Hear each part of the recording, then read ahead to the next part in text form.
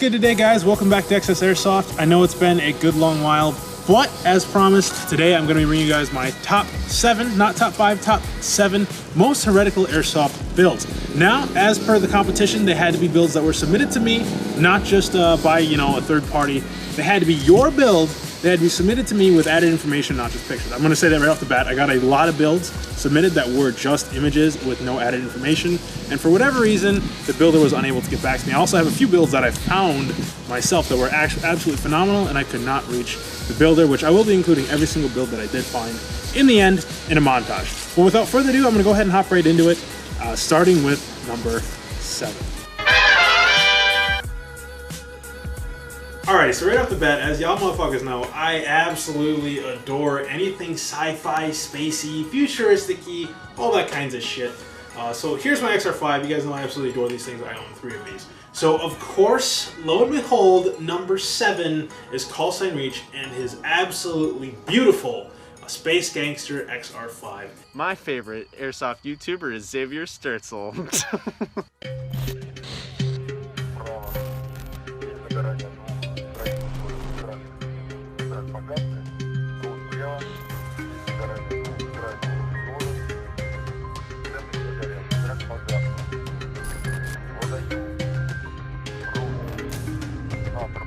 He did a phenomenal job in painting it, and he even ended up putting lighting in it. I have no idea how he did that, because I really wanted to do something similar with this, make this into like an N7 build. But he put lighting in it, he did the paint job, and the weathering is absolutely phenomenally done.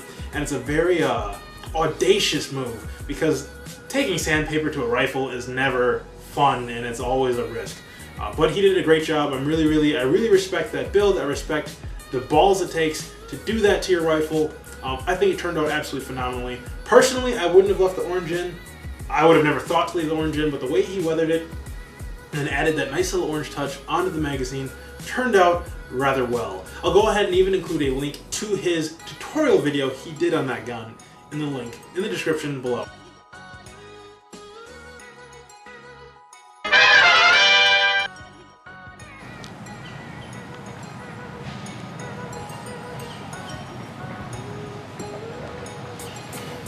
Well, alrighty guys, you just had a close-up of Xavier's kind of crappy VSR-10. The reason for that is because the gun that took this spot was a build by Griffin Raphael VSR-10 that has a fully handmade custom wood stock. It also has adjustable butt pad and cheek pad, which turned out to be a pretty interesting build, I'd say. Definitely really neat and interesting. So Griffin's build is obviously 10 times better than this piece of poop right here. This is just a JG VSR bar 10, whatever the fuck it is, right? Griffin actually had his stock custom handmade, as Gabby said. Beyond just the stock, Griffin also has a custom magwell adapter. I'm not sure how the hell he did it. I'm assuming it's probably 3D printed, but AR-15 mags, that's amazing. He's got rail behind it for his grip, as you guys can see there. He's also got a rail in front of it for a little shotgun, like a pistol shotgun thing. That's just absolutely totally heretical, and it definitely earned him, rightfully so, the number 6 spot on this list. Oh shit. Alright guys, welcome back. Oh god. I'm gonna die. Alright, so number 5 on the list is taken up by Jared Lancey and his HK33 made by Classic Army. Oh my god, I just got lit on fire. Fuck you. Fuck your couch. Oh my god. Oh, okay. Anywho, taking up number 5 on this list is Jared Lancey's HK33. Now, the HK33 is a gun you never really see out on the airsoft field, and what it is essentially the cross between an MP5 and a G3. Jared has gone ahead and done some fucking excellent Heresy. I absolutely love it. I don't know why I love this build so much. I think it's just because it's so much like an AK, you know? Alright, so here's Jared's build.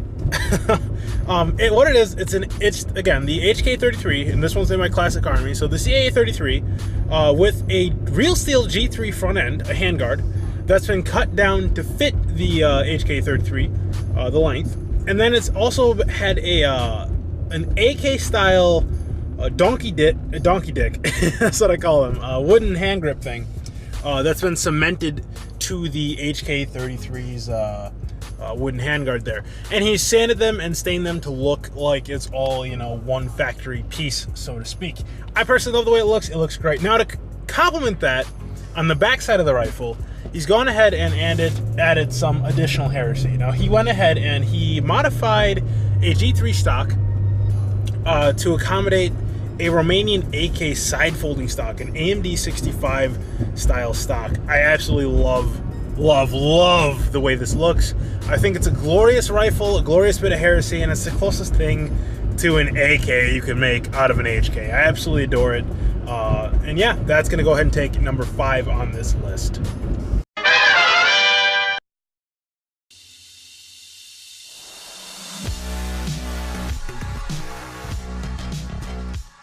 Here is my blunderbuss for my pirate loadout. I just put a sling on there to make it easier to carry around since it's pretty much single shot. Yeah, there it is. Do some close-ups later, but... Alright guys, so in the number 4 and number 5 spot, so I'm at my gym right now, but in the number 4 and number 5 spot, I have 2 builds from one guy. I want to say Joshua Johnson, I want to say. He did an airsoft bow and arrow and an airsoft blunderbuss. Now the bow and arrow is made out of a real steel, if you want to call it that, real steel compound bow that he's modified in some way or another to shoot airsoft BBs, I believe using a wad. I'm going to go ahead and just link it directly to his video because it's absolutely fucking awesome build. I really love it, and that's why I actually picked, you know, 3 and 4 for this, because honestly I couldn't tell which one was which. Also, his other build, the blunderbuss, is made out of an old paintball gun and an old real steel muzzle loader. So another really impressive build. Another one that he also did a full-on like video detailing it, way more detail than I could put into it. Really impressive stuff. Another fellow Wisconsinite, so you know, shout outs to him. Again, links are always in the description. Anyone who gets that reference gets a golden cookie. But yeah, so again, here are some quick shots of both of those. Very impressive work. Congrats to you, Josh.